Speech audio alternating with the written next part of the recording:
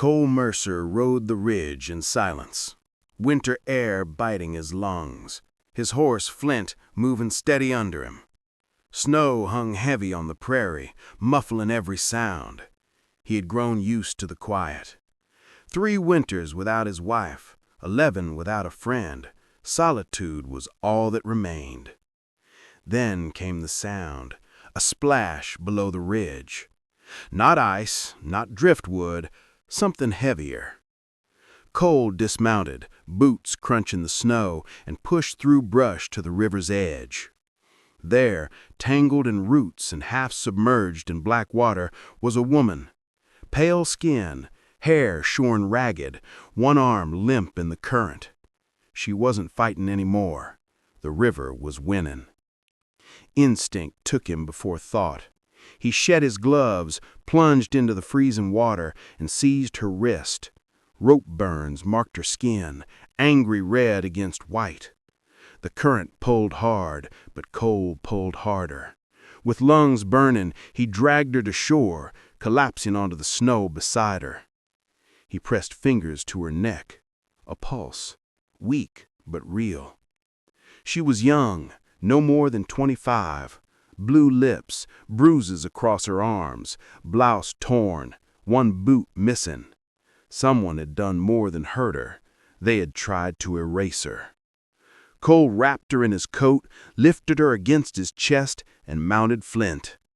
The gelding shifted uneasily at the strange weight, but Cole's low growl steadied him. As they rode, the wind stung his face and the cold gnawed at his bones. Yet in the rhythm of hoofbeats, he thought he heard her murmur. Just one word, barely carried on breath. "Mercy." Cole didn't answer. He tightened his hold and rode harder for home. Cole's cabin stood in a fold of pines, smoke rising faintly from the chimney. He pushed the door open with his shoulder, carried the woman inside, and laid her on his bed.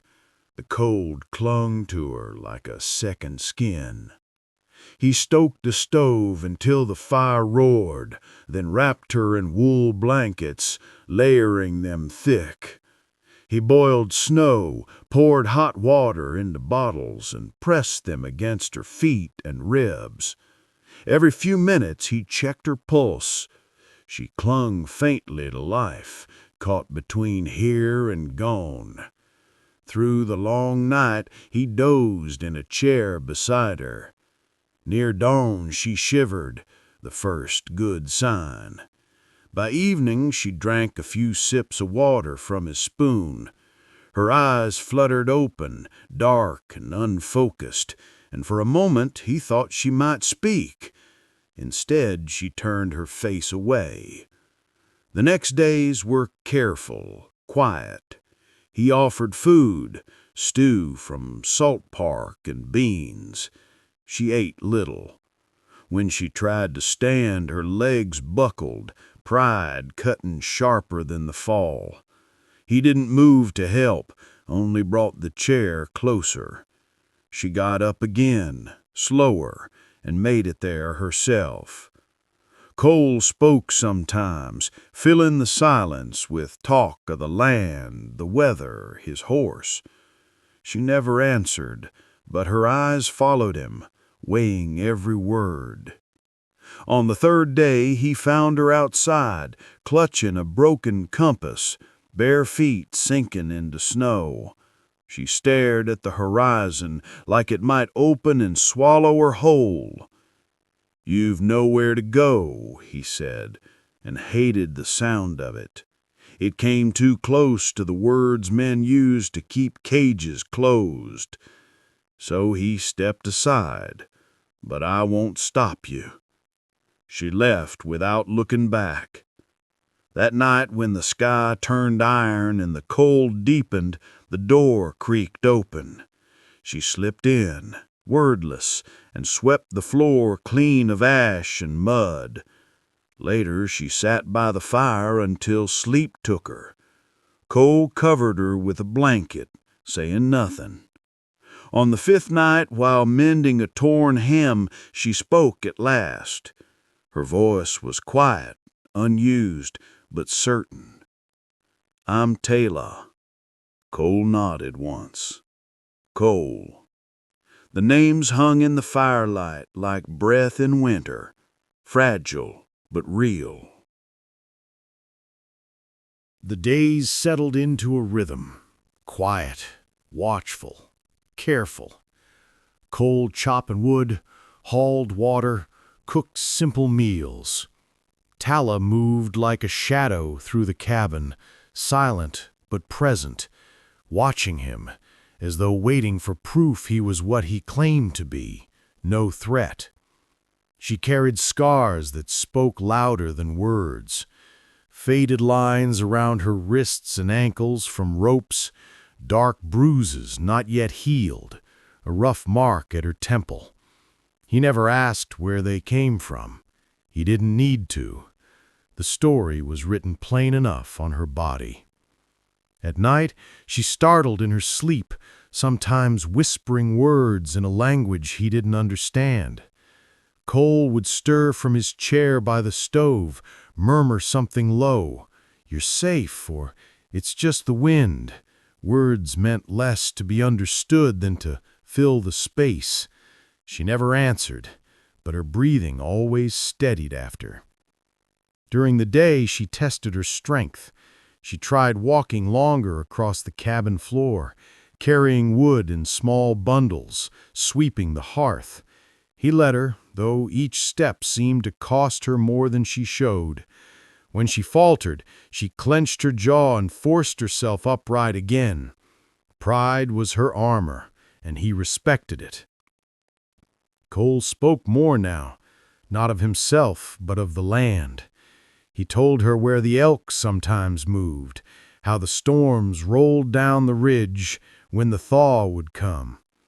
It wasn't conversation so much as building a bridge plank by plank, laying words across the silence. One evening, he came in from the corral and found her bent over the table, fingers stained with thread as she stitched her torn skirt. She worked with a needle too dull to pierce cleanly, pricking her skin until her fingertips were raw. Cole opened a cupboard, took down a tin box his wife had kept, and set it near the fire. Inside were fine needles, bright spools of thread, small scissors still sharp. He didn't explain, didn't insist, he just left it there. Minutes passed, then the box opened with a soft scrape. Cole didn't look, only listened to the quiet sound of thread pulling smooth through cloth. Something eased inside him at that sound. Later that night, she sat near the stove, mending in the glow of coals. Her face was calmer, more certain. When she set her work aside, she looked across the room at him. "My name is Tala," she said, voice low but steady. Cole laid down the spoon handle he'd been carving and nodded once. Cole. That was all. No handshake, no smile, just names in the firelight. Simple and real. Outside, the wind pressed against the cabin walls, restless and cold. Inside, for the first time in years, Cole felt the silence shift into something less empty, something alive. Names changed things. Cole hadn't expected that. Since the night Tala spoke hers, the silence in the cabin felt different. Less like an empty room, more like a pause before words. She didn't say much. Days could pass with only a handful of sentences, but every word carried weight. Cole learned to read her without them, the way her shoulders eased when she was near the fire, the sharpness in her eyes when footsteps crunched too close outside, the way she flinched at sudden movement. Her scars told stories, but it was weeks before her voice filled in the edges. One night, with the fire snapping low, Tala sat on the floor, her back against the bed frame. Cole was mending tack at the table when she spoke. "They marked me," she said quietly. Her sleeve slipped back, showing a burn scar shaped like a brand. "Said it was so everyone would know I was worthless." Cole looked at the scar, then at her. He didn't say, "I'm sorry." Words like that were cheap. He just nodded, steady, as if she'd told him the weather was changing. "Doesn't look worthless to me," he said simply, and went back to thread and leather. Her eyes flicked toward him, uncertain, but she didn't argue. That was the start. On another night, she admitted she'd fled men who called themselves lawmen, but treated her like property. She hadn't planned where she was going, only knew she had to run until her legs gave out. Cole listened, silent, except for the scrape of his knife against wood.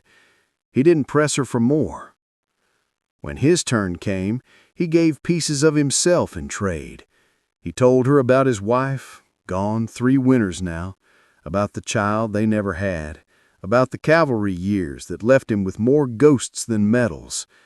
He didn't dress it up or soften it. He spoke as if stating facts, because grief was easier to carry that way. Tala listened the way he had, without judgment. Sometimes she reached for the tin cup of water between us and passed it to him without a word. That was enough. One evening, when the wind howled like wolves outside, Cole found her sitting by the stove with Flint's old bridle in her lap. She was rubbing oil into the leather, careful and precise. She glanced up as if expecting him to take it away. Instead, he fetched another strap and laid it across her knees. The firelight painted her face in gold and shadow. She looked at him a long moment, then gave the smallest nod, a silent acceptance. That night, the silence between them no longer felt like distance. It felt like ground, firm, shared, and steady.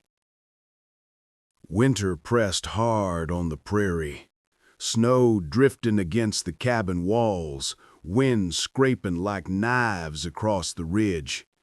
Inside, the fire held the cold at bay, but memories had a way of creeping in through cracks no wood could seal. Cole had lived with ghosts long enough to recognize their tread. Nights grew longer, and in their stillness he found himself speaking of things he hadn't said aloud in years. "My wife's name was Eliza," he told Tala one evening, eyes fixed on the flame. "She died slow, consumption. I buried her on the hill facing sunrise, figured she'd want the light." His voice was steady, stripped of ornament. "After that, I had no use for people." Tala didn't interrupt. She sat across the room, her mending folded in her lap, gaze steady on him. He continued, almost surprised by himself. "I rode with the cavalry once, thought I was doing good, ended up burying more friends than I can name. When I quit, the army didn't miss me. World didn't either." Silence followed, but not the old suffocating kind. It was a space where words could settle without being judged. Finally, Tala spoke. "They took my family, said we were enemies because of who we were. But they didn't care about enemies. They cared about breaking people."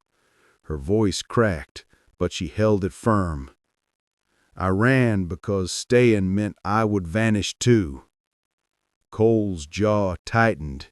He didn't need every detail to know the shape of her story. Violence had a pattern, and he had seen its work before. "You're here now," he said simply. "That's what matters." She looked at him then, her eyes reflecting firelight, shadow, and something more fragile, trust, or the beginnings of it. The days that followed carried the weight of those confessions. They didn't speak of them again, not directly, but the air between them had shifted. Cole noticed the way Tala moved less like a shadow and more like someone testing the ground for solid footing. He noticed, too, how the cabin sounded different with two voices instead of one. One morning, while splitting logs, Cole caught himself humming an old tune he hadn't thought of in years. He stopped, almost ashamed at the sound, until he glanced through the window and saw Tala at the stove, stirring the pot with a faint, cautious smile. For the first time in a long while, the ghosts in his chest eased their grip. Echoes of the past remained, but they no longer hollowed the room. They were simply there, acknowledged and shared. By midwinter, word had traveled farther than the snowdrifts. Cole knew it was only a matter of time before someone came asking questions. It was Sheriff Hale who rode up first, his bay gelding leaving dark holes in the white crust outside the cabin. Hale was a thick-shouldered man with a wind-burned face and eyes that missed little. Cole stepped onto the porch before the knock could fall. "Morning," Hale said, tugging his scarf down. Steam rose from his breath. "Heard a story in town. Folks say an Apache woman's on the run. Dangerous talk brewing." Cole's jaw tightened. "Plenty of stories make the rounds." Hale squinted. "Funny thing about stories, sometimes they start with truth. You seen anyone out this way?" The paws stretched, heavy as ice. Cole kept his face flat. "Just me and the horse." The sheriff studied him a long beat, then gave a slow nod. "You always did keep to yourself. Can't say I blame you. But if she's out here, you'd be wise to think on the company you keep." Cole's voice stayed even. "I'll think on it." The sheriff pulled his reins, preparing to leave. Before he turned, he added, "There's men out there not asking questions. They see a runaway, they'll shoot first and call it justice after. Don't get caught in it, Cole." The sheriff rode off, hoofs fading into the trees. Inside, Tala stood near the stove, rigid, her hands gripping the table's edge. She had heard everything. "They'll come," she whispered. Cole unbuttoned his coat, hung it on the peg. His voice was calm, deliberate. "Let 'em come. You're safe here." Her eyes searched his face, looking for cracks in his words. She found none, but she didn't relax. That night the wind carried sounds over the ridge, hoofbeats, distant but real. Cole sat by the window with his rifle across his knees, staring into the dark. Tala didn't sleep. She sat near the fire, knees drawn up, the flames painting her face in restless light. "She's not gonna stop," she said softly. "As long as I breathe, they'll chase." Cole didn't argue. He knew she was right. Men hungry for bounties and blood didn't quit easy. He thought of the compass she had once held in her hands, broken but clutched like it might point her somewhere safe. He knew then he had become that compass for her whether he meant to or not. Outside the cold thickened and the land grew quiet again, but the warning remained, heavy in the cabin like smoke that wouldn't clear. Tala rose before dawn one morning and was gone before Cole stirred. He found the cabin door ajar, her tracks pressed deep into the snow, leading away from the ridge. For a moment, instinct told him to follow, but he stopped himself. She wasn't his to keep. If she chose to leave, it was her right. By noon, the sky had bruised gray and wind tugged hard at the pines. Cole saddled Flint anyway, following her trail only far enough to be sure she hadn't collapsed. He found her sitting on a fallen log a mile from the cabin, the broken compass in her hands. The needle swung aimless. Her eyes were fixed on it, as if willing it to point somewhere that mattered. "You'll freeze out here," Cole said, voice low. She didn't look up. "Better than bringing trouble to your door." Cole slid from the saddle and crouched near her, careful not to crowd. "That compass won't tell you where to go. It's busted, just like the men hunting you. They don't know north from hell."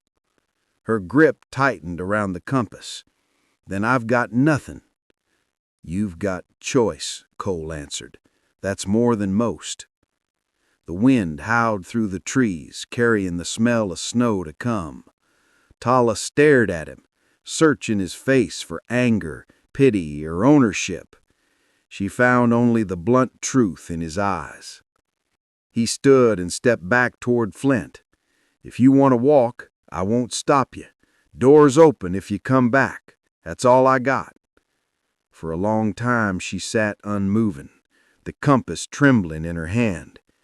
Then, as the first flakes began to fall, she stood and followed him without a word.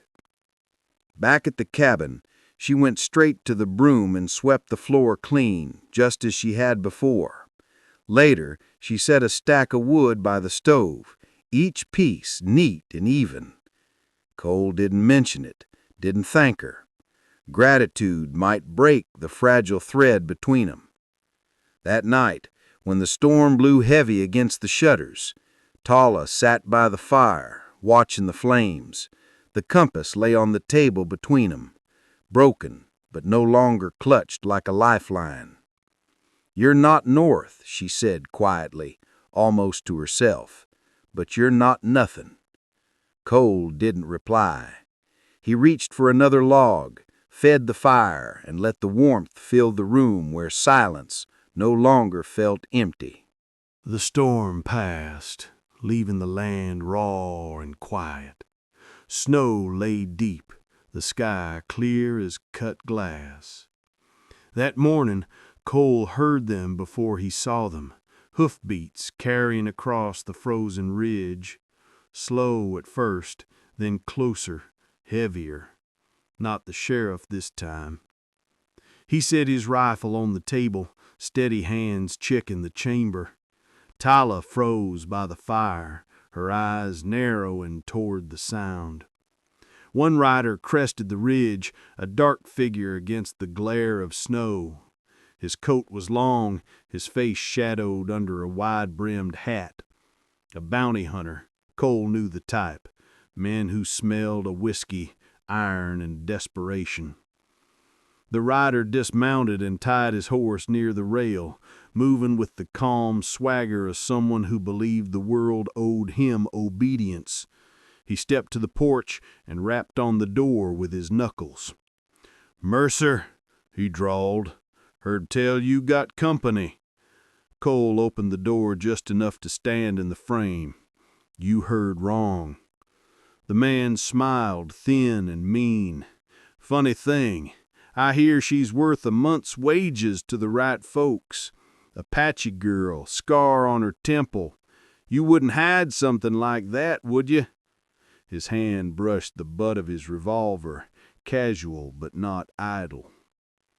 Tala stood behind Cole, shadows cloaking her face. She didn't move, but the air between them tightened like a drawn bowstring. "Cobbin's mine," Cole said flat. "Ain't yours to search." The hunter's grin faded. "Then I'll take a look anyway." The moment stretched, then his hand twitched toward his gun. The crack of Cole's rifle split the cold. The bullet struck the porch rail inches from his hand, splintering wood sharp as teeth.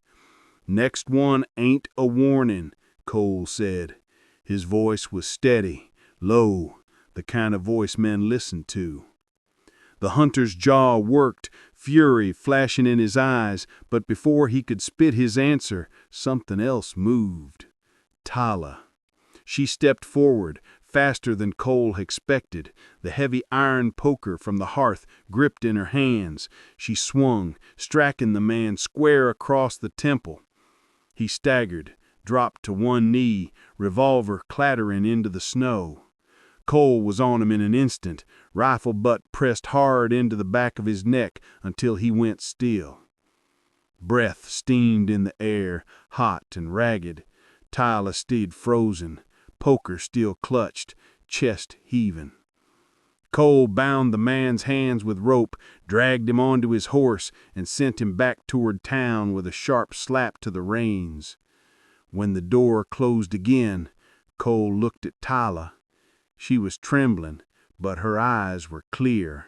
For the first time since he'd found her, she didn't look like someone waiting to vanish. She looked like someone who had chosen to fight. The cabin was quiet after the hunter was gone, though the silence felt different, less fearful, more heavy with what had just passed.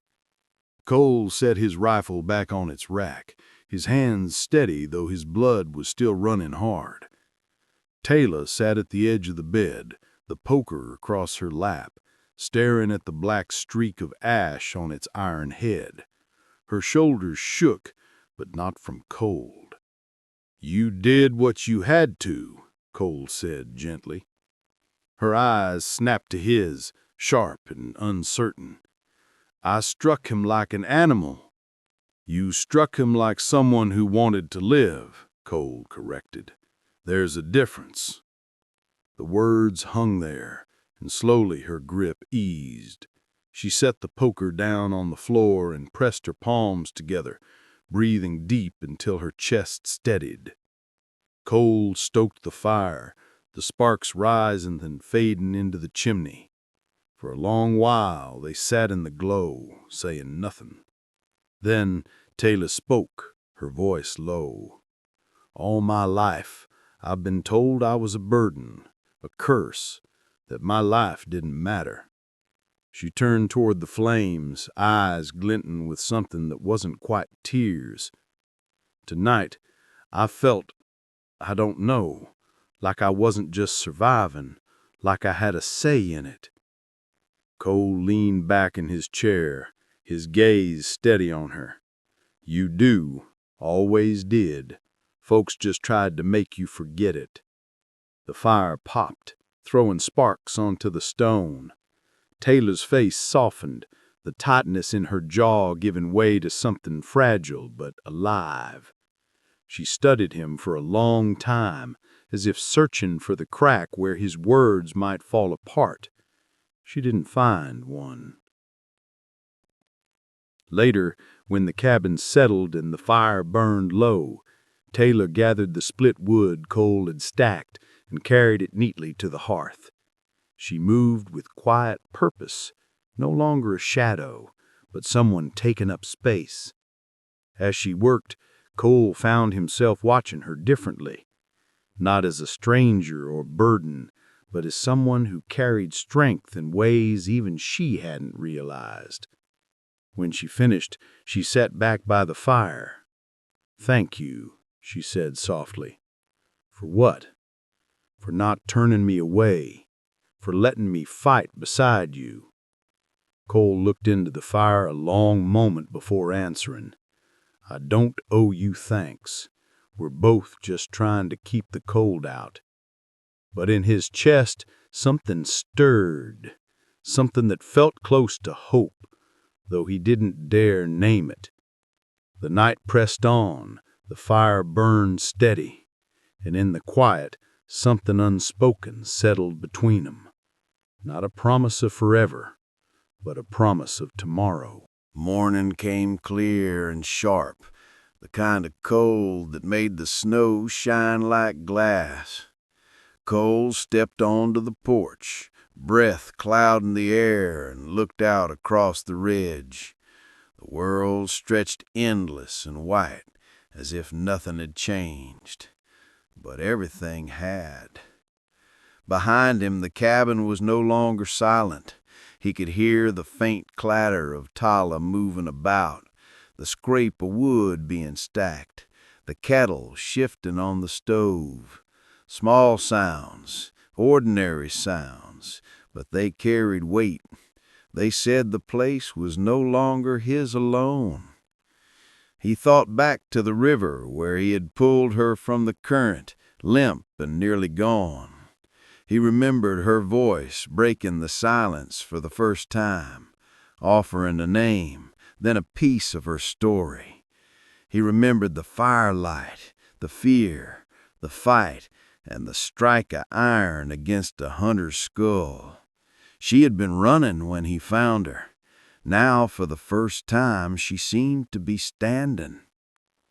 Tala stepped out onto the porch beside him, coat drawn close, dark hair loose against the wind. Her eyes searched the horizon as if testing its vastness. "They'll come again," she said quietly. "Likely." Her gaze lingered on him. "And you? Will you send me away then?" He met her eyes, steady as the land beneath their feet. "Not unless you ask me to." For a moment neither spoke. The wind carried only the hush of snow shifting off the pines. Then Tala let out a breath she seemed to have been holding for years. It left her shoulders lighter. They went back inside. Cole poured coffee into 2 tin cups, setting one across from her at the table. She wrapped her hands around the metal, letting the warmth seep in. They drank in silence, but it was no longer the silence of strangers. Outside, tracks of a deer crossed the clearing, sharp prints leading into the trees, life moving forward, unbothered by men or storms. Cole studied Tala, the way her eyes softened when she looked into the fire, the way her hands no longer trembled. He knew the past hadn't vanished. Scars didn't fade so easily, but the future didn't feel hollow anymore. He caught him watching and almost smiled, not fully, but enough to change the shape of her face. The days stretched before them, uncertain and unwritten, but for the first time in years, Cole felt something stirring that wasn't grief or weariness. It was small, fragile, but alive. Hope. The snow kept falling, soft and endless, erasing old tracks and making room for new ones.